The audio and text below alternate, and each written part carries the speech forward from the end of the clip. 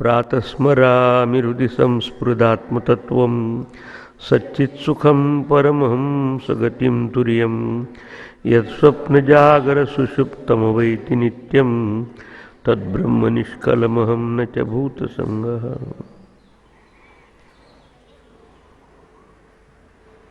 आत्मनः ईश प्राणो जायते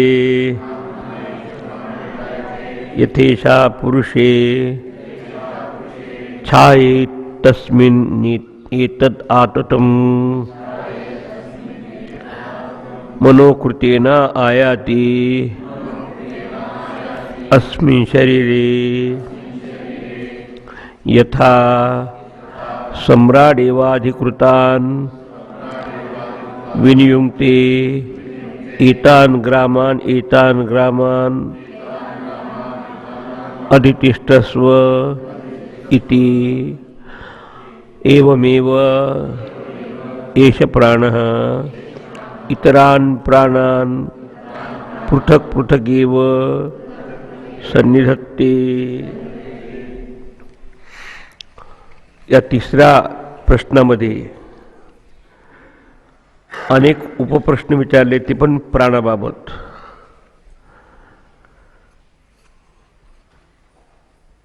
तर प्राणाबाबत म्हणण्यापेक्षा प्राणाचं जे उगमस्थान आहे ते काय ते सांगा. आणि ते विचारतानाच प्राण कुठून निष्पन्न झाला, कसा ह्या शरीरामध्ये येतो, शरीरात आल्यानंतर कसा विभाजन स्वतःचं करतो आपल्या निर्णय प्रकारच्या क्रियेच्या अनुसार. जसं बरंच काय आपल्या याच्यात फिजिओलॉजिकल फंक्शन चालतं की अन्नाचं पचन करणं, त्याचं अभिसरण करणं, विचाराला चालना देणं वगैरे. तर कशा प्रकारचे तो कोणते हेडक्वार्टर त्याच्यासाठी नेमतो आणि कशा प्रकारचं त्याची व्यवस्था करतो, केनोत्क्रम होते आणि शेवट कसा याच्यातून सोडून जात असतो हा प्राण.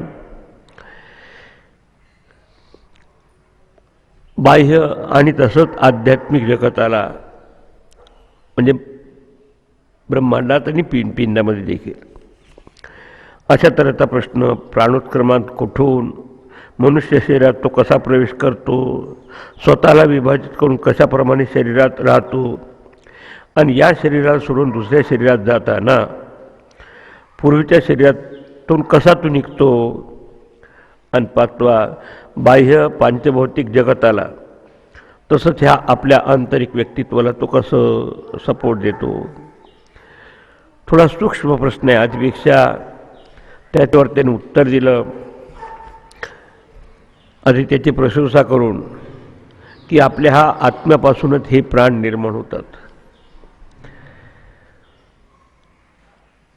आणि निर्माण होतात याचा अर्थ एक मुद्दा सांगितला की प्राणाचे स्वतः डिव्हिजन नव्हता, विभाजन नव्हता, त्याच्यामध्ये काहीही खंडता नव्हता, असे तऱ्हेचे अनेकत्व दिसतं. तसं सूर्य क्षितिजावर एकच असतो, तो हजारो प्रतिमा रूपाने जरी दिसला पाण्यावर प्रतिबिंबित झाला असताना, पण सूर्य काही हजार होत नाही.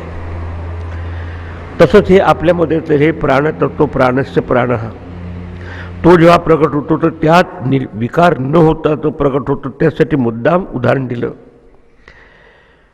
की यथा एषा पुरुष छाया पुरुषे, तशा माणसाची सावली दिसून पडते. पण सावली असल्यामुळे माणसाच्या त्या शरीरामध्ये काही विकार होत नाही. उद्या सावलीला किती मारपीट केलं तरी काही होत नाही. तसं हे त्याच्यापासून होणार ह्या प्रथम प्राणात्म तो ह्या जीवरूपाने प्रगटतो. जीव हा दुसरं काही नसून अंतःकरणात असलेले त्या चैतन्याची छाया आहे. आणि मग त्याच्यासोबत असलेले प्राण एतस्मिन् आततम, आणि मग ते सगळे त्या मुख्य प्राणाच्या अधीन राहून मग बाकीचे ते कार्य करतात. अस्मिन् शरीरे मनोकृतीनं आयाती. दुसरा प्रश्न विचारला होता की कशाच्या द्वारा तो आपल्या अंतःकरणात प्रवेश करतो, मनाच्या द्वारा. कारण आता इथे असा अर्थ आहे की तो जेव्हा जीवभावाला येतो प्राण, कारण 17वी जीवनकाळामध्ये प्राणही त्यात आलेला आहे, तो त्या सगळ्या अंतःकरणाच्या उपाधीशी एकरूप होऊन तो प्रकट झालेला चैतन्य त्याला म्हणतात जीवात्मा.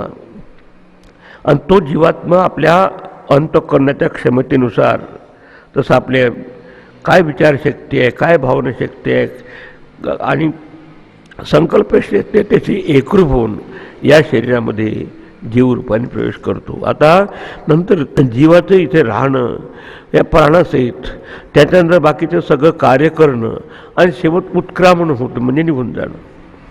याच्या बाबत आता दुसरा प्रश्न होता की आत्मानं वा प्रविभज्य कथम प्रतिष्ठते. स्वतः आपलं जो मुख्य प्राण तो असतोच, तो कसा सगळ्यांना वेगवेगळं स्थान देऊन त्याच्याकडे डेलिगेशन देतो, कार्य करतो. जसा कलेक्टर एकच असतो, निर्णय तहसील्स असतात, त्याला एका तहसीलदार तिथे ठेवतो. त्याच्या आधी गव्हर्नर असतो, निर्णय डिस्ट्रिक्टचे त्या व्यवस्था करतो आपल्या राज्यामध्ये. तर त्या ठिकाणी एका अधिकाऱ्याकडे एक आपल्याच पॉवर डेलिगेट करतो. तर तसा हा मुख्य प्राण तो आत्मानं प्रविभज्य, तो स्वतःमध्ये विभाजित होऊन म्हणजे निर्णया ठिकाणी आपले शक्तीचं प्रकटन करून या देहामध्ये कोणत्या कोणत्या ठिकाणी निवास करून हे कार्य करतो. आणि आपले जिथे जॉब असेल तिथे जर आपल्याला जर हेडक्वार्टर असतं तर सोपं जातं. तर थोडक्यात सांगायचं त्याचं निवासाचे स्थान कोणतं आणि तिथून तो कसं आपलं कार्य करून घेतो सगळ्या उपप्राणांच्याकडून, हा प्रश्न आहे. तर त्या ठिकाणी आता उत्तर आपल्या चौथ्या याच्यात दिलेलं आहे. यथा सम्राट इवा कृतान विनियुक्ते एतान ग्रामान अदितिस्व अदितिष्टस्व इत्येवम् एष प्राणः इतरान प्राणान पृथक पृथगेव सन्निधत्ते. यथा ज्याप्रमाणे सम्राट म्हणजे एक महान राजा राज्य करत असताना निर्णय प्रकारचे त्या राज्याकडे किंवा निर्णय गावामध्ये प्रत्येक एका अधिकाराची नियुक्ती करतात. अधिकृतान एतान ग्रामान की ह्या त्या अधिकाऱ्यांना तुम्ही या गावाचा बंदोबस्त करा, या गावाची व्यवस्था करा असून सांगतो. आणि त्याची नेमणूक करतो त्या ठिकाणी, म्हणजे आपलेच पॉवर त्याला डेलिगेट करत असतो. तसंच ह्या आपल्या शरीरामध्ये निर्णय सेंटर्समध्ये निर्णय केंद्रस्थानी त्याला राहून आपले सगळं फिजिओलॉजिकल फंक्शन्स आहे. जसं परसेप्शन म्हणजे आपण इंद्रियांनी पाहतो, ऐकतो, वास घेतो, त्याच्यामागे काही प्राणाची शक्ती असते. दुसरं सर्क्युलेशन होत असतं, रक्ताभिसरण, त्याच्यामागे प्राणाची शक्ती असते. तिसरं आपल्याच्यात उत्सर्जन करत होतं मल थोडक्यात. तर त्याच्यासाठी आता कोणत्या कोणत्या ठिकाणी त्याची व्यवस्था करतो हा प्रश्न होता. तर असं जसा हा काल उदाहरण दिलं म्हणजे समजतं माणसाला की एकच गव्हर्नर असतो, पण निर्णय डिस्ट्रिक्टमध्ये राज्यामध्ये प्रत्येक एका डिस्ट्रिक्ट कलेक्टरची योजना करतो, त्याच्या हाताखाली बाकीचे असतात. तर तसं हे प्रत्येकाला अधिकृत करून त्याचे स्थान ठरवून या गावाचा तुम्ही बंदोबस्त करा किंवा या राज्याचा बंदोबस्त करा असं जसा राजा सांगत असतो. कारण पूर्वीच्या काय राजा होता, अलीकडच्यात आपण एखाद्या मोठ्या ऑफिसरचं उदाहरण घेऊ शकतो. तो एवम एव अशा प्रकारे एष हा प्राण इतरान प्राणान पृथक पृथक एव सन्निधत्ते. निर्णय प्राणावर आपली शक्ती ते करून मग कोणाकडे सर्क्युलेशनचं काम, कोणाकडे डायजेशनचं काम, कोणाकडे परसेप्शनचं म्हणजे पाहण्याचं ऐकण्याचं काम, असं प्रत्येकाकडे नेमून देतो. जसं कधी एखादा मिनिस्टर एखादा फायनान्स डिपार्टमेंट आपल्याकडे घेतो तसंच त्याने मग आपल्याकडे एक मुख्य प्रांत आहे, पण तिथून स्वतःकडे आपलं एक कार्य घेऊन बाकीचं कार्य दुसऱ्याकडे देत असतो. आता हे झालं त्याच्याबाबतचं इंट्रोडक्शन. तर राजाप्रमाणे जशी शासनाची व्यवस्था केली जाते जिल्ह्यात तहसीलमध्ये, तसं हा आपला प्राण, उपप्राण आणि त्याच्यापासून आणखी वेगवेगळ्या नाण्या वगैरे त्यात होत असतात, त्या सगळ्यांची व्यवस्था करतो. आता त्याचं स्थान सांगत आहे. त्यात स्थान सांगत असताना प्राण, अपान आणि समान याचं केंद्रस्थान कुठे आहे, कुठून ते आपले सगळं कार्य करत असतात, याचं निर्देशन आपल्याला मंत्र नंबर किंवा ब्राह्मण नंबर 5 मध्ये मिळत आहे. वायुपस्थे अपानम चक्षुश्रोत्रे मुखनासिकाभ्याम प्राणः स्वयं प्रातिष्ठते मध्ये तु समानः एषः हेतद अन्नमन हेतद अन्नम अन्नम समन्वयति एष हेतद उत्तमन्नम समन्वयति. त्याचा अर्थ एतद उत्तम अन्नम समन्वयति तस्माद एताः सप्तार्चिषो भवन्ति. आता प्रथम प्राणाची जागा निवासस्थान कोणतं, अपानाची कुठे जागा आणि समान कुठे. तर एकच प्राण मुख्य आहे, तो प्राणस्य प्राण आहे सगळ्याचा. तो पायुपस्थे, पायू म्हणजे गुदा आणि उपस्थ म्हणजे जननेंद्रिय. ह्या ठिकाणी अपान वायू निघते, कारण ह्याच्याद्वारा आपल्याला मल आणि मूत्र विसर्जनाचं कार्य होत असतं. किंवा मुलांचं बाळपण तरी व्हायचं असतं ते तिथून आता होत असतं. तर थोडक्यात सांगायचं म्हणजे उत्सर्जनाचं काम करण्यासाठी अपान वायू ह्या गुदा आणि उपस्थ या ठिकाणी आपलं निवासस्थान करून त्याच्याकडे पुढे काम दिलं आहे. बाकीच्या विसर्जनाचं स्वयं म्हणजे हा स्वतःचा प्राण. जसं एखादा चीफ मिनिस्टर स्वतःकडे फायनान्स घेतो तसं तो प्राण. मुखनासिकाभ्याम चक्षुश्रोत्रे, आणि तो विशेषतः मुख आणि नासिका, त्यात नेत्र आणि श्रोत्र याच्यात प्रातिष्ठते, त्याच्यात तो प्रतिष्ठित होतो, ते स्थित होऊन राहतो. मग तिथून आपले इंद्रियाचे सगळे जे व्यवहार होतात, डोळ्यांनी पाहणं, कानाने ऐकणं, हे करणं. आणि पुढे त्याला म्हणतात सप्तार्चिषा, म्हणजे हे 7 छिद्र आहेत त्याला, 2 डोळ्याचे, 2 कानाचे, 2 नाकाचे आणि तोंडाचं. ह्या सगळ्या ह्याच्यातून मग तो आपल्या चेहऱ्यावर राहून, म्हणजे आपल्या वरच्या भागात राहून हा कार्य करतो. तो मध्ये, त्यानंतर शरीराच्या मध्य भागात, म्हणजे आपल्या अपान वायू मलोत्सर्जन इंद्रियाच्या आणि जनेंद्रियाच्या ठिकाणी असतो. प्राणमुख नासिकाभ्याम श्रोत चक्षुश्रोते स्वयं प्रतिष्ठते, आणि स्वतः नेत्र कर्ण मुख नाक या ठिकाणी तो राहून आपला वास करून कार्य करतो. मध्ये तू समाना, आता मध्य भागात साधारण नाभीच्या भागात तो राहून शक्ती म्हणून स्थित असून तोच एषा, तोच प्राण. एतत् हुतम अन्नम, तो प्राणाग्नीने हवन केलेलं अन्न, तिथे आपण जेव्हा जठराग्नीत अन्न जात होते ती पचवून समम नाही, ती शरीराला समभावाने जिथे जिथे आवश्यक आहे तिथे तो पोहोचायचं काम करतो. कारण समम नाही ती समान. तस्माद येतः सप्त अर्चिषा भवन्ति. आणि अशा एका प्राणापासूनच 7, जसं आपण अग्नी एकच असतो, वेगवेगळ्या ज्वाळा त्यातून होतात, तसे 7 या ठिकाणी ज्वाळा त्याच्यापासून उत्पन्न होतात. 7 म्हणजे ह्या 7 छिद्रांच्या द्वारा होणारं सगळं आपलं पाहण्याचं वगैरे ऐकण्याचं काम त्याच्यापासून होतं. ते प्राणाचं काम हे परसेप्शन सगळं. त्यात 2 डोळ्याची छिद्र, 2 कानाचे, 2 नाकाचे, 6 आणि 1 मुखाचं तोंडाचं, हे सगळं. आणि तो पोचतो त्या आपल्या जठराग्नीपासून, आणि तिथून त्याला सगळी शक्ती प्राप्त होते. अशा तऱ्हेनं 7 ज्वालानं त्याच्यापासून भक्ष्य मिळतं, त्याच्यापासून शक्ती मिळते. आता पलीकडे चला. आता व्यानाबाबत सांगत आहे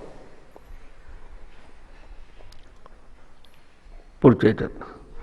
हृदि एष आत्मा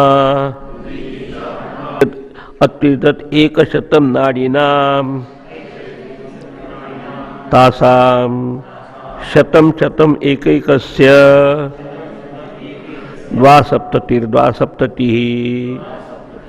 प्रतिशाखा नाडी सहस्राणि भवन्ति आसु व्यानश्चरति. आता तो सूक्ष्म देहाशी संलग्न झाला. हे बघा, 5 प्राण हे आपल्या सूक्ष्म देहाच्या 17 घटकामध्ये इन्क्लूड केले आहे. तर हा जेव्हा प्राणात्मा जेव्हा ह्या या बाकीच्या इंद्रियाशी एकरूप होतो, तो त्याची जागा प्रथम हृदय म्हणजे हृदयामध्ये. आता हृदयाचा अर्थ त्या अर्थाने घ्यायचं नाही, ते वारंवार शब्द येणार हृदय. म्हणजे जे केंद्रस्थान असतं आपल्या याच्यातलं आपल्या शरीरात, त्या ठिकाणी बसून एषा ही आत्मा हृदय वर्तते, त्या हृदयाच्या ठिकाणी तो वास करतोय. ते आत्मा याचा अर्थ सापेक्षेने त्याचा जीव या अर्थाने घ्यायचा. आत्मा म्हणजे जो शुद्ध नित्य शुद्ध बुद्ध होत नाही, तो जेव्हा मायेनी किंवा अंतःकरणाशी एकरूप होतो, प्राणाशी एकरूप होतो, तो हृदयाच्या ठिकाणी वास करतो.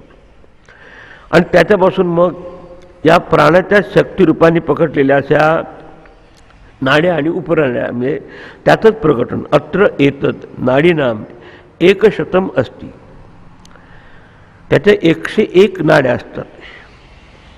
तासाम एकैकस्याम शतम शतम, आणि त्या प्रत्येकाच्या 100 अशा उपशाखा असलेल्या नाड्या. आणि प्रतिशाखा नाडी सहस्त्र आणि द्वासप्तती भवन्ति. आणि परत त्या पुन्हा प्रत्येकाच्या 72,000 उपनाड्या असतात. आपण आपण विभाजन करा एखाद्या राज्याचं, तर प्रथम त्याचं विभाजन त्या डिस्ट्रिक्ट रूपाने, म्हणजे जिल्ह्या रूपाने, नंतर तहसीलच्या रूपाने, त्याचं गाव, आणि त्याच्यात ग्रामपंचायत, आणि त्याच्यात आणखी प्रत्येक आलेले घटक एक. तसं असं त्या जे आपले जी प्राणशक्ती आहे त्यात नाडी रूपाने जाते ते, आणि त्याला तर सुषुम्ना नाडी म्हणतात. तिथून निघून हृदयापासून निघून मग आपल्या मस्तकापर्यंत जाते. हा अशा 72 कोटी 72 लाख आणि 10,000 त्याचं कॅल्क्युलेशन होते. त्याला काय सांगायचं की खूप त्याचे असे त्या प्राणाचे स्पंदन आपल्या शरीरामध्ये, आणि त्याच्याद्वारा सगळं हे त्याच्या क्रिया चालतं. आणि या ठिकाणी आत्मा हा शुद्ध परिपूर्ण नव्हे, पण आत्मा जो रिफ्लेक्ट होतो आपल्या अंतःकरणात, म्हणजे जीवात्मा, त्याच्या सभोवताल राहून सूक्ष्म देहाचा आधार घेऊन अशा तऱ्हेच्या नाड्या होतात. आता हे विचाराच्या दृष्टीने पाहिलं असताना सूक्ष्म शरीरात विचार असतात. विचार देखील अनंत विचार असतात आपले वेगवेगळ्या प्रकारचे, किती जन्मजन्मांतराचे. आणि म्हणून त्याने असं कॅल्क्युलेशन केलं, काही मोजलं असेल माहीत नाही, की तो 72 कोटी 72 लाख आणि 10,000. कारण पहिल्यांदा ते 101 आहे, 101 ते परत 100 भाग त्या, आणि ते 72 वेळा, आणि त्याचं जर कॅल्क्युलेशन कसं एवढं होणार. आता हृदय हे दुसरं काय नसून आपल्या अंतःकरणाची जागा, म्हणजे ज्या ठिकाणी आपल्या व्यक्तित्वाचं केंद्रस्थान आहे, जे भावनांचं आणि विचारांचं देखील केंद्रस्थान आहे. Source of sober emotions and thought, त्याला म्हटलंय हार्ट. आणि स्थूल रूपाने पाहिलं तर ते ह्या आपल्या याच्यात असलेले हे हृदय आहे, त्याच्यापासून ह्या सगळ्या नाड्यांना तिथून मिळत असतं. पहा कधी कधी आपलं जरा बरोबर त्या पेशी बरोबर नसेल, तर तिथे जर रक्त बरोबर झालं नसेल किंवा आता कार्य बरोबर झालं नसेल, तर अगदी शरीरावर त्याचा परिणाम होतो. म्हणून अलीकडे स्वास्थ्य जर बरोबर ठेवायचं असेल तर प्राणायाम करून हे जसं ज्याची तब्येत असेल त्याप्रमाणे त्यांनी करावं, तर त्याचा उपयोग होतो. त्याला काय सांगायचं की जसं आपण आधी मुख्य मुद्दा त्याचा काय होता की कसं त्याचं विभाजन होऊन वेगवेगळ्या अधिकाऱ्याकडे डेडिकेशन देऊन, तर इथपर्यंतच नव्हे तर अगदी सूक्ष्माती सूक्ष्म त्या अशा त्याचे जे प्राणाचे उपप्राण नाडी जे आहेत, आणि त्या बिलकुल मायन्युटेस्ट त्याचा जो पार्ट असेल, तो देखील ह्या प्राणशक्तीने अशा वेगळ्या विभाजित होऊन या शरीरामध्ये आपलं कार्य करत असतो. आता राहिला उदानवायू. प्राण झाला, अपान झाला, समान झाला, आणि आता उदानवायू. त्याच्यानंतर तो शरीरामध्ये आपल्याच्यात एखाद्या ट्रान्सपोर्ट ऑफिसरसारखा या ठिकाणी दुसऱ्या ठिकाणी येणार. प्राण अपान व्यान प्रथम घेतला आणि मग समान घेतला. आता व्यान म्हणजे व्यापनोती ती व्यान.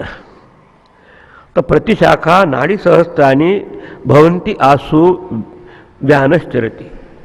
या सगळ्या ह्या नाड्यांशी एकरूप होऊन हा व्यान म्हणजे व्यापनोती ती व्यान हा या सगळ्यामध्ये व्यापक असलेला सर्क्युलेशनचं काम हा करत असतो. आता उदाहरणाबाबत सांगत आहे. अथ शब्द आला म्हणजे आता टॉपिक बदलला. अथ एकयोर्ध्व उदानः पुण्येन पुण्यम लोकम नेती पापेन पापम उभाभ्यामेव मनुष्यलोकम. आता यात वाहन करायचं काम आहे, ट्रान्सपोर्ट करायचं काम. तर आता अथ यानंतर उदान हा ऊर्ध्वम चरती. ती उदान या सगळ्या नाडीच्या वर असलेला, सगळ्याच्या ऊर्ध्व असलेला हा उदान वायू, तो जर हे जीवाचं एका शरीरातून दुसऱ्या शरीरामध्ये येण्याचं काम करत असेल तर कोणत्या नियमानुसार करतो? पुण्येन पुण्यम लोकम नयते. त्याने पुण्यकर्म केलं असेल तर त्या जीवाला पुण्य लोकापर्यंत न्यायचं काम हा करत असतो ट्रान्सपोर्ट ऑफिसर. पापेन पापम लोकम, कारण हा एक नियम देखील आहे की यथा कर्म यथा श्रुतम. जसं आपण कर्म केलं आणि कर्म करण्यात पुण्य असेल तर ऊर्ध्वगती प्राप्त होते, त्याला स्वर्गापर्यंतच्या गतीपर्यंत न्यायचं काम हा करतो.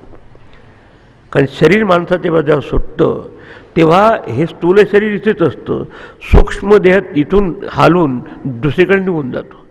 आता त्याची मुवमेंट कशी होईल? त्याचं जर पुण्यकर्म करून पुण्याचे संस्कार असेल तो तो पुण्य लोक याचा अर्थ अनुभवाचं क्षेत्र, रेल्म ऑफ एक्सपिरियन्स. त्याला म्हणते स्वर्गाती पुण्यलोक त्याला मिळतं. किंवा नुसतंच कर्मकांड केलं असेल तर पितर लोकापर्यंत नेतो. थोडंसं अधिक सूक्ष्म कर्मकांड केलं असेल तर तो स्वर्गलोकापर्यंत येतो. पण त्याला नेण्याचं काम ट्रान्सपोर्ट ऑफिसर आहे हा उदानवय.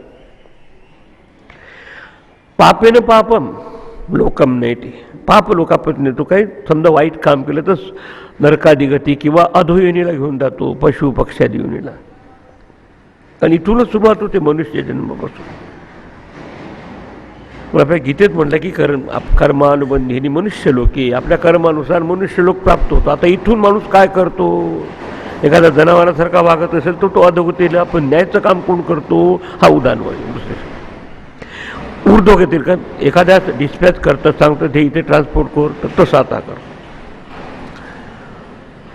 आणि उभाभ्याम मनुष्य लोकम एव नयती. आणि दोन्ही जर समान झाला आपल्याचं तर तो मनुष्य लोकापर्यंत येतो. आता इथे कर्माचा नियम सांगितला, आतापर्यंत निवासस्थान सांगितलं, प्रत्येकाचं कार्य सांगितलं. पण हा उदान वायू हा परिवहनाचं कार्य करतो आपल्याच्यात. पण त्याला वाटलं म्हणून नव्हे, प्रत्येकाचा जसा रेकॉर्ड असेल त्याचा. पण पहा ना, एखाद्याच्यात मॅन्युफॅक्चर करतात आणि मग त्याच्यावर फक्त ॲड्रेस जसा दिला त्या मार्गाने, त्या कोणाला विमानाच्या मार्गाने पाठवतात, तर कोणाच्या शिप मार्गाने पाठवतात, कोणीच. तर हे ह्याचं काम एका शरीरातून दुसऱ्या शरीरामध्ये सूक्ष्म शरीराचं वहन करणं हे आहे. कारण तो संलग्न होतो असतो आपल्या सगळ्या आपल्या सूक्ष्म अशा देहाशी. आणि मग त्याला एका ठिकाणी दुसरीकडे, पण तो नेतो कसं? त्याला वाटतं म्हणून नव्हे.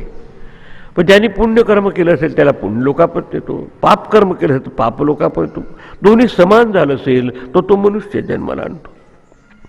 आणि मग मनुष्य जन्मात माणसाला कर्माचा अधिकार आहे, उन्नती करायची का उन्नती, अशा तऱ्हेच. यात देखील आपला नियम त्या ठिकाणी सांगितला. आता हे झालं आपल्या शरीरामध्ये ह्या प्राणाचे निर्णय प्रकारचे केंद्रस्थान, त्यातच प्रत्येकाचं कार्य. तसं पाहणं ऐकणं हे एकाचं कार्य, त्याचं मल अन्मूत्र विसर्जन करायचं हे दुसऱ्याचं कार्य. तिसरं समम नाही ती समान हा, ज्या ठिकाणी आवश्यकता तिथे आपल्याला ब्लड सर्क्युलेशन करायचं ते काम, डायजेशन करून आणि करून. आणि त्याच्यानंतर एक शेवटचा म्हणजे विचाराला चालना देऊन जसे तुमचे विचार किंवा अंतःकरणात संस्कार असतील त्याच्यापर्यंत ऊर्ध्व अध किंवा मध्यम गतीला न्यायचं काम. लक्षात ठेवते की ही गती अधोगती मनाची ही युक्ती, हा विचाराच्या अनुरूप हा उदान वायू एका ठिकाणहून दुसऱ्या ठिकाणी नेण्याचं कार्य करतो. पण पुण्य आणि पापाचे संस्कार होत असतात मनामध्ये, अंतःकरणात, सूक्ष्म देहात. आता पुढे काय सांगायचं? आतापर्यंतचा विषय जे पिंडामध्ये आहे तेच ब्रह्मांडात आहे बाहेर. प्रत्येकाची व्यक्तिगत जी इंद्रिय देवता आहे त्याच्या ब्रह्मांडामध्ये त्याची अधिष्ठाती देवता आपण आता पाहता ना. आणि संपूर्ण वेदांताचा विषयच असा आहे की यथा पिंडे तथा ब्रह्मांडे, दोघांची एकरूपता जाणं. आणि दोघांच्या मागे जे सबस्टॅटम अधिष्ठान आहे ते परमतत्व आहे त्याचा. त्याचा शोध घ्या. तर आता हे आदित्याचं परत सूर्याचं वर्णन करून सांगत आहे की त्याचप्रमाणे आता आपण आधीच बघितलं की आदित्य किंवा सूर्य हे प्राणाचं प्रतीक आहे आणि रई हे मॅटरचं प्रतीक आहे, प्रकृतीचं प्रतीक आहे. आता त्या प्राणाचं इथे प्रकटन आपल्या शरीरामध्ये सांगितलं, तसंच ह्या बाह्य शरीरात, कारण त्याचा एक प्रश्न होता, बाह्य असं पंचमहाभूताचं जग कोण कंट्रोल करत असतो, तसंच आपलं सब्जेक्टिव्ह आध्यात्मिक जगत कोण करतो, शेवटचा भाग होता त्या प्रश्नापैकी. तर आता तो या ठिकाणी सांगत आहे आणि मग हा प्रश्न त्याचा संपतो. आदित्यो हवै बाह्य प्राण उदयती एष हेनम चाक्षुषम प्राणम अनुगृह्णानः पृथिव्यां या देवता सैषा पुरुषस्य अपानम अवष्टभ्य अंतरा यदाकाशः समानः वायुर्व्यानः. आदित्यः बाह्य प्राणः वै. आता आपल्या आंतरिक प्राणाचं बाह्य जे पृथक आहे समष्टी स्तरावर, व्यष्टी हा शरीर झालं एकाच. आता संपूर्ण ब्रह्मांडाचे शरीर देखील, त्याला प्रश्न होता की बाह्य जगत देखील कोण कंट्रोल करतो ह्या प्राण्याच्या द्वारा, कोणाच्या रूपाने प्रकट होतो. तर हा सूर्य हा खरोखर हा बाह्य प्राणाचं प्रतीक आहे. एषा हि एनम चाक्षुषम प्राणम अनुगृह्णानः उदयते. तो उदित झाल्यानंतर आपल्या डोळ्यानं पाहण्याची क्षमता त्याच्यापासून मिळते. आपण आधीच बघितलं की डोळे आहे बाहेरचे विषय आहे, पण ज्याच्या माध्यमात डोळ्याला पाहण्याची क्षमता प्राप्त होते ते माध्यम आहे सूर्य. म्हणून सूर्य आहे त्याची अधिष्ठाती देवता. सूर्याच्या अनुग्रहाने म्हणजे एनम चाक्षुषम प्राणम, ह्या डोळ्यामध्ये असलेल्या जे प्राणशक्ती आहे, जे पाहण्याची शक्ती आहे, त्याच्यावर अनुग्रह करून हा उदय पावतो ब्रह्मांडातला पिंडामध्ये. आणि पृथिव्याम या देवता, पृथ्वीच्या ठिकाणची देवता आहे, सा एषा पुरुषस्य अपानम. आपण पाहिलं की अपानाचं कार्य हे खालचं आहे. म्हणून पृथ्वी जे मल उत्सर्जन करण्याची जे उपाधी आहे त्याचे ते अधिष्ठाती देवता आहे. तसं जसं हे वर असतो सूर्य, तसं आता हे पृथ्वी या देवता, ती देवता आहे. सा एषा पुरुषस्य अपानम अवष्टभ्य. त्या एषा म्हणजे मानवाच्या मनुष्य शरीरात अपानामध्ये स्थिर राहून त्याचं नियंत्रण करतो. त्याला सांगायचे जे मॅक्रोकॉझममध्ये म्हणजे समष्टीचेच आहे ते व्यष्टी म्हणजे पिंडाचे चेतस आहे. अंतरा यत आकाश. आता पृथ्वी आणि सूर्य याच्यामधील जी अवकाशाची पोकळी आहे, अवकाश सहा समान, आपण सांगितलं की हा समान हा मध्ये आहे आपल्याच्यात नाभिटेत. आता तसं आपण वरून जर आपण खालीपर्यंत पाहिलं तर पृथ्वी हे खालचं टोक, वर स्वर्गलोक आणि मध्ये अंतरिक्ष, गायत्रीमध्ये भू स्वहा म्हणतो. तसा जो समान वायू तो मध्यभागात राहतो. ऊर्ध्व प्राण, मध्ये समान आणि खाली अपान. त्याला काय सांगायचं की जे विराटामध्ये आहे तेच आपल्या ह्या पिंडामध्ये तो उदित होतो, म्हणून आपल्या ह्या इंद्रियाला सगळी क्षमता प्राप्त होते. पृथ्वी देवता आहे अपानाला आपल्याकडे आकर्षण करून त्यावर नियंत्रण ठेवते. आणि पृथ्वी आणि सूर्य याच्यामध्ये जी पोकळी आहे त्यात समन्वय राहून वारा राहून त्याचं ते कार्य करत होतं. समम नयती ती समान हा त्याचं.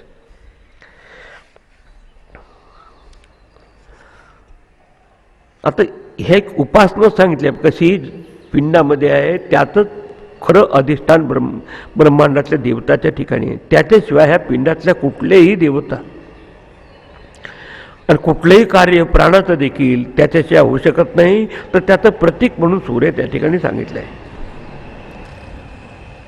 आणि आधीचे आपल्याला आठवण करून देत आहे, कारण मागे प्रकरण होऊन गेलं की प्रेरक शक्ती ही प्राणाची त्या प्रतीक आहे आदित्य म्हणजे सूर्य, आणि नंतर रई म्हणजे चंद्रमा असं म्हटलं आहे.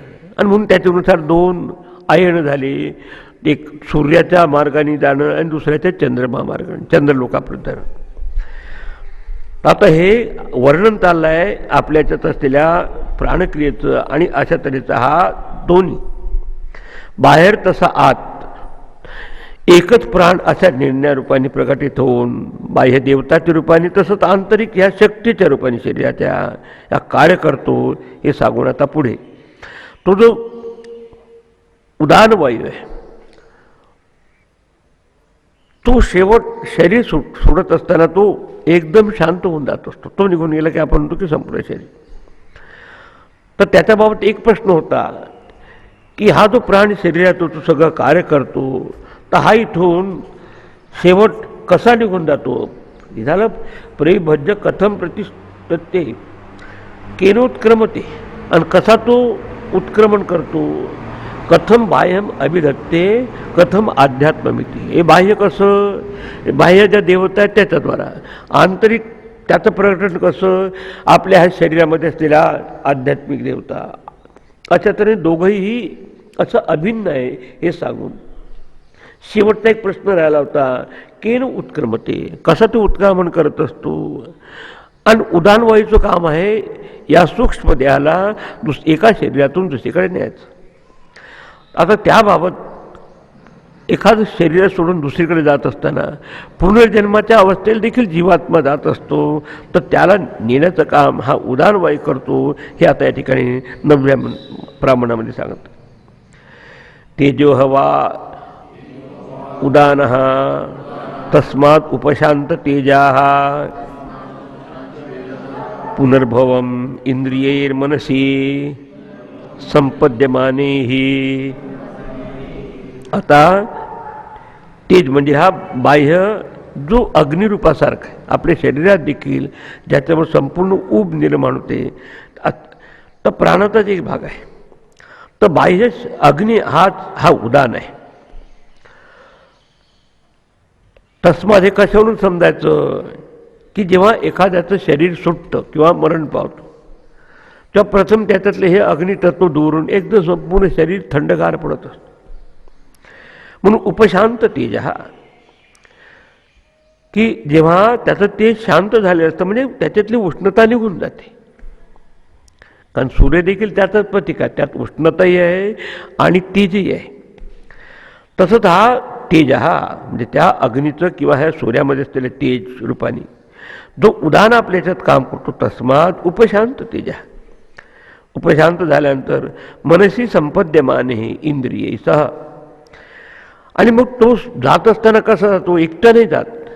आपल्या बाकीच्या त्या इंद्रियाच्या सगळ्या फॅकल्टीशी एकरूप होऊन मग यथा कर्म यथा श्रुतम जसं कर्म केलं असेल तसं घेऊन जातो. ते कसं जातो त्याला देखील काही स्वतःचं स्वातंत्र्य नाही. पुण्येन पुण्यम लोकम नयती पापेन पापम उभाभ्याम मनुष्यम लोकम मागे सांगितलं होतं.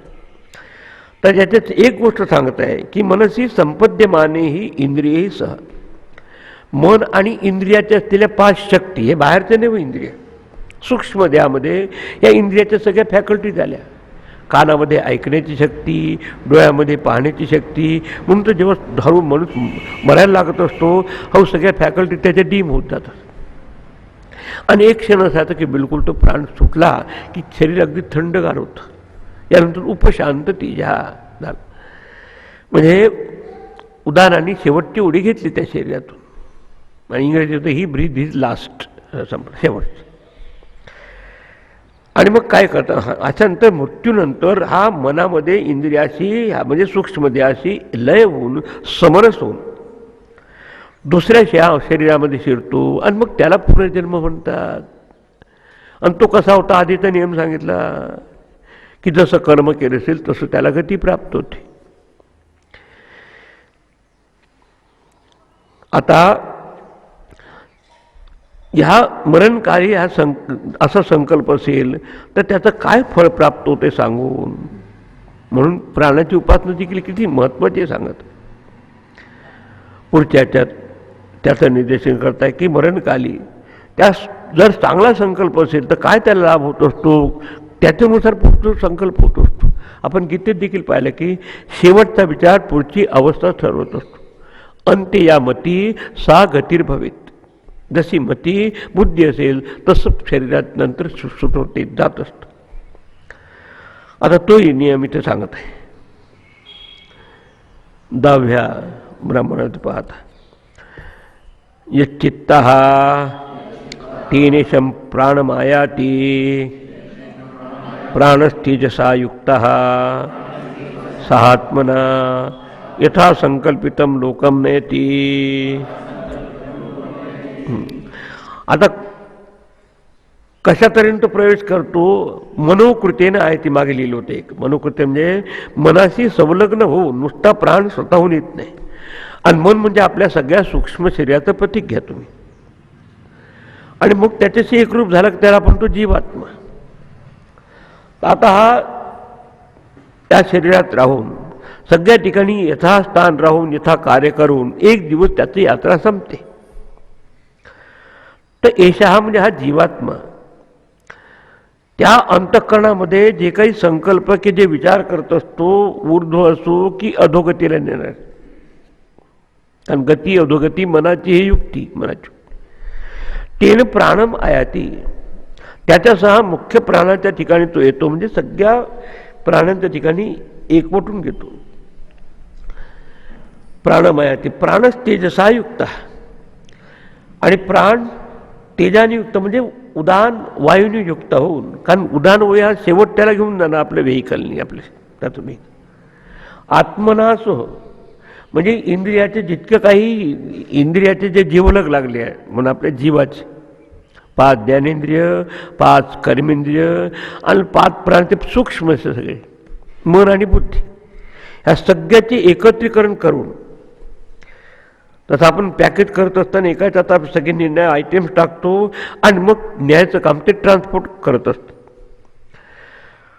तसा हा आत्मनासह म्हणजे जीवात्म्यासह इंद्रियाच्या सगळ्या सूक्ष्म अशा फॅकल्टीज घ्यायच्या, स्थूल नव्हे.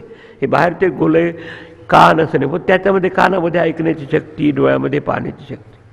आणि हाच विषय गीतेत सांगितले. श्रोत्रम चक्षु स्पर्शनम च रसनम घ्राणमेव च अधिष्ठाय मनश्चायम विषयान उपसेवते. आणि मग उत्क्रामंतम स्थितम वापे, पण उत्क्रामन कसं करत असतो हे इथे ऐका.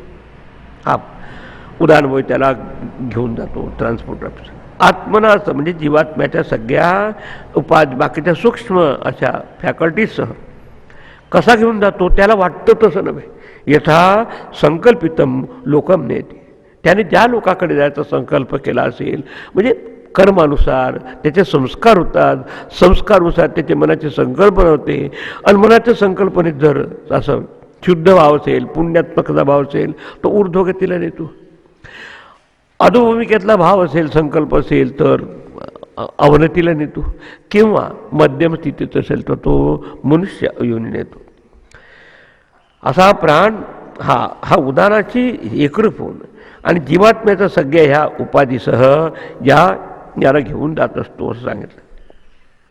अशा तऱ्हेने ह्या प्राण आणि त्याचं असलेले उगमस्थान याचं जो चिंतन करेल साधक त्याची जाणीव ठेवेल. म्हणून प्राणाची उपासना फार महत्त्वाची सांगितली की त्याचा ह्या शारीरिक जीवनावर देखील प्रभाव होतो आणि कौटुंबिक जीवन त्याचं जे व्यावहारिक जीवन आहे तेही होतं. आणि ते करत असताना त्याचं फक्त प्रगटन बघू नका. जिथून हा प्रगटतो ते उगमस्थान ते कसं आहे ते निर्विकार आहे. त्याला आपल्या उपनिषदामधले प्राणस्य प्राण, हा तो प्राणाचाही प्राण आहे. तर त्या प्राणाचं जर ज्ञान प्राप्त झालं असं पूर्ण आणि त्याच्याबाबत असा पूज्यतेचा भाव ठेवून त्यांनी उपासना केली असेल तर त्या साधकाला काय फळ प्राप्त होतं ही फलश्रुती आता 11व्या ब्राह्मणामध्ये सांगत. आणि प्रत्येक शास्त्राची पद्धती आहे की एखादा विषय संपला की एवढं केलं की तुम्हाला काय फळ मिळेल, काय लाभ होईल सांग. ये एवं विद्वान प्राणम वेद न हास्य प्रजा हीयते अमृतो भवती तदेश श्लोकाः सांगत की ह्या विद्वान, कारण कोणी विचारवान माणूस आहे त्याच्या त्या चिंतन करेल. एवं प्राणम वेद, या प्राणाला वेद म्हणजे जाणतो. हे असे असं सगळे आहे. मुख्य प्राण एक आहे त्या सूक्ष्म शरीराशी एकरूप झाल्यानंतर तो जीवभावाला येतो आणि प्रत्येकाच्या फॅकल्टीनुसार सगळे कार्य चालले असतात. तसं म्युन्सिपाल्टीमध्ये अध्यक्ष एका ठिकाणी असतो, पण बाकीचे प्रत्येकजण आपापलं कार्य करत असतात. भंगी त्याचं काम करतो, दुसरं काही रिसेप्शन करणार त्याचं काम करतो, पण तो सगळ्याकडे पाहून राहतो की हे आपण या सगळ्याचा अधिष्ठाता आहे. असा जो विद्वान, जो विचारवान पुरुष आहे, प्राणम एवं विद, आत्तापर्यंत सांगितलेल्या सगळ्या पद्धतीने तो कसा आला, नुसता स्वतः नाही पण मनोकृतीनं आहे, ती मनाशी संलग्न होऊन आला. नंतर तो कसा राहतो, एकाच प्राणाचे वेगवेगळ्या प्रकारचं विभाजन करत असतो. आपल्याच्या सगळं सर्क्युलेशन, डायजेशन सगळं होण्याचं तेही समजलं, त्याचे केंद्रस्थान कसे असं करून. आणि शेवट नेत असताना त्याला वाटतं म्हणून येतच हवे की तो नेतो यथा संकल्पितम लोकम नेते, त्या जीवाने, कारण तो त्याच्याशी एकरूप झालेला जे आहे त्याला म्हणतात जीव. तो जसं संकल्पना करतो तसा घेऊन जातो. म्हणून असा साधक जो विचार करतो की आपल्या याच्यात चांगला संकल्प असला पाहिजे त्यावेळेस, म्हणजे चांगला विचार. आणि नुसतं त्या प्राणाची, प्राणाच्या कार्याशी एकरूप न होता त्याचं जे उगमस्थान आहे त्याचा जो विचार करतो. कारण त्यांनी प्रश्न विचारत असताना कुतः आयाती प्राण, हा कुठून येतो प्राण, सोर्स. आणि आपल्याला कुठल्याही गोष्टीचं उगमस्थान समजतं की बाकीचं समजतं. सोनं जाणलं की सोन्याचे अलंकार लक्षात येतात, तंतू जाणलं की कोणता आहे, रेशीम आहे की कॉटन आहे ते लक्षात येतं. तसं त्याला समजल्यानंतर न अस्य प्रजा ही येते.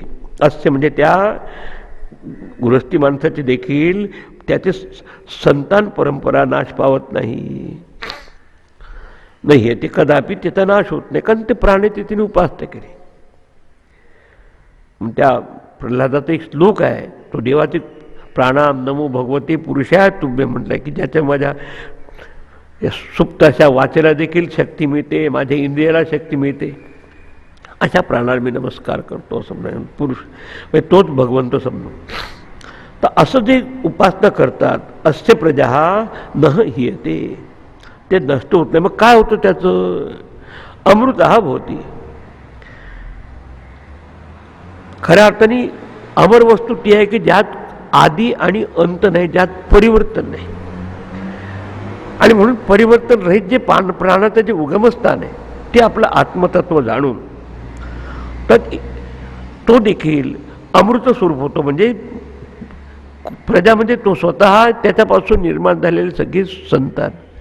तसं गुरुजनामध्ये त्या गुरुची दृष्टी त्याला असेल तर बाकी त्याला देखील तशाच प्रकारचं ते त्याची दृष्टी प्राप्त. दोन प्रकारची प्रजा आपण काल पाहिली, एक नाद आणि बिंदू प्रजा. नाद म्हणजे आपण त्याला काही इनिशिएशन देऊन किंवा शब्द सांगून किंवा विचार सांगून, हे झाली गुरुपासून शिष्याची असलेली परंपरा, ही नाद परंपरा.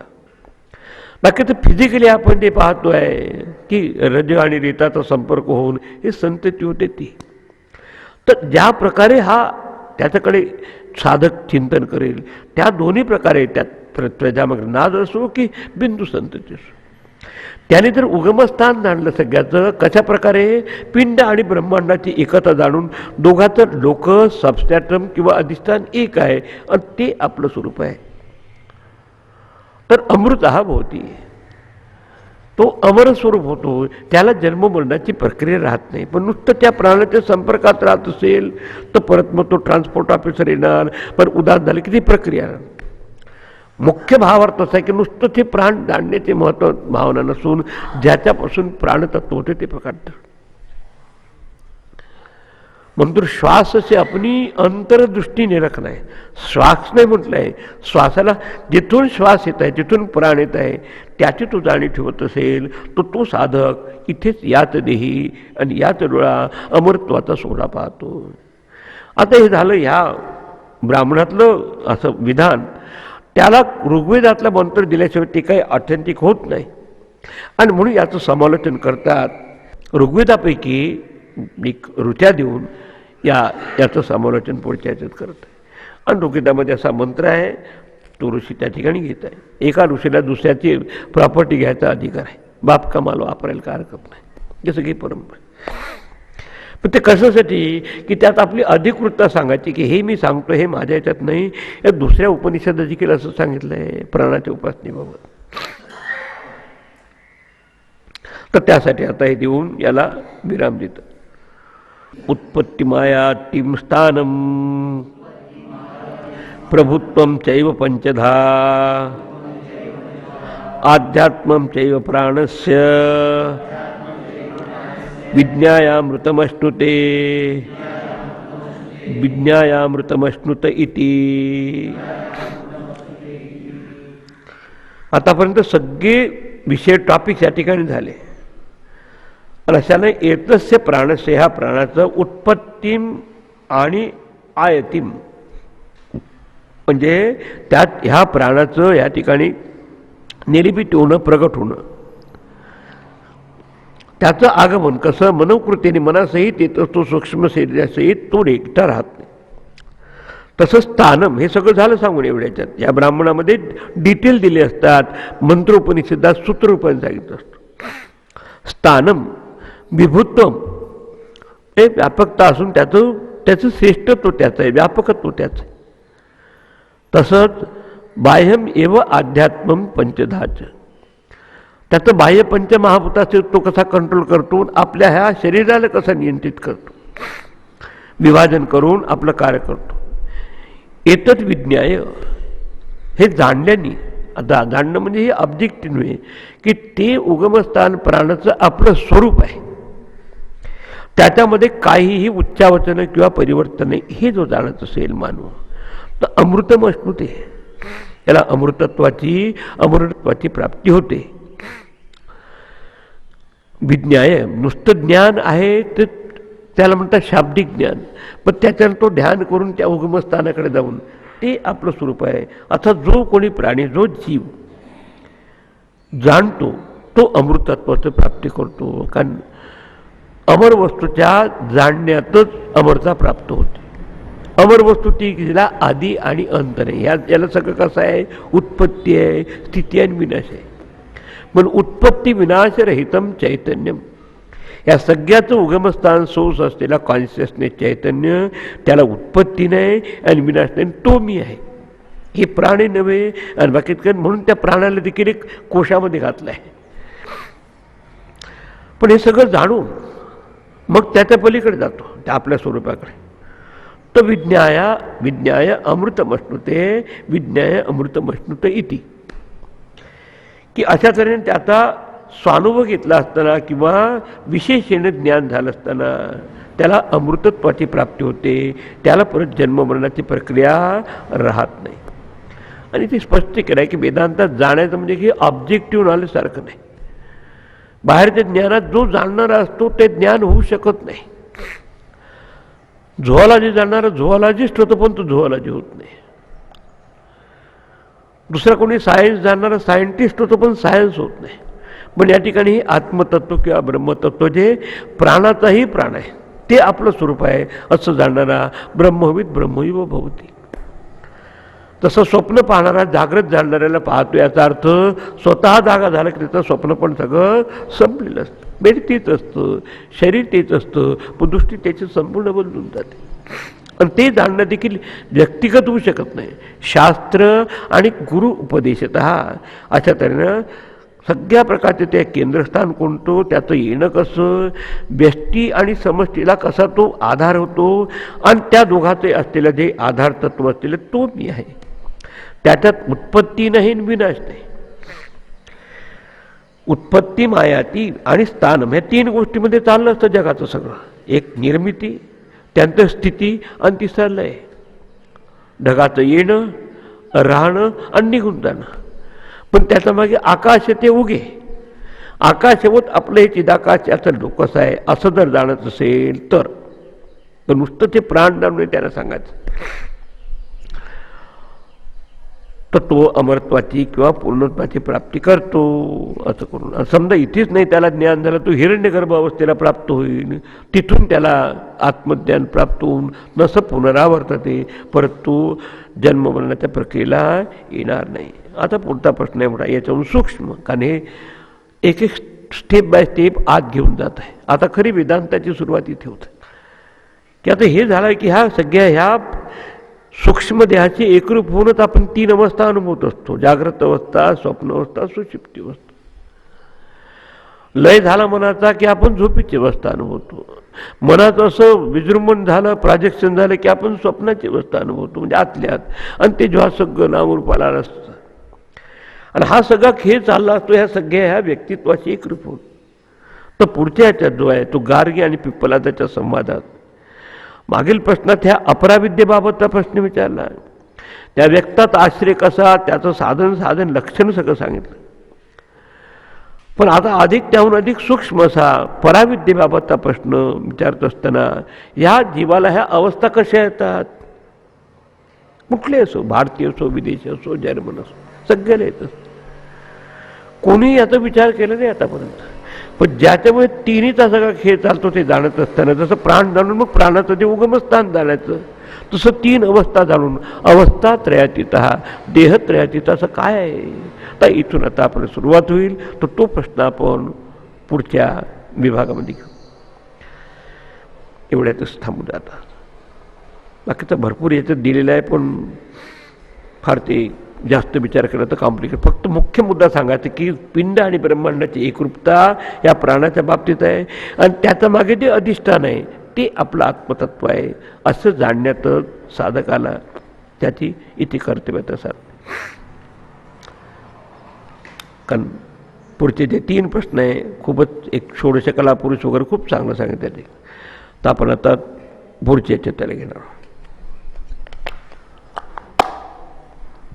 ओम भद्रं कर्णेभिः शृणुयाम देवाः भद्रं पश्येमाक्षभिर्यजत्राः स्थिरैरङ्गैस्तुष्ट्वागुंसस्तनूभिः व्यसेम देवहितं यदायुः स्वस्ति न इन्द्रो वृद्धश्रवाः स्वस्ति न पूषा विश्ववेदाः स्वस्ति नस्तार्क्ष्यो अरिष्टनेमिः स्वस्ति नो बृहस्पतिर्ददातु.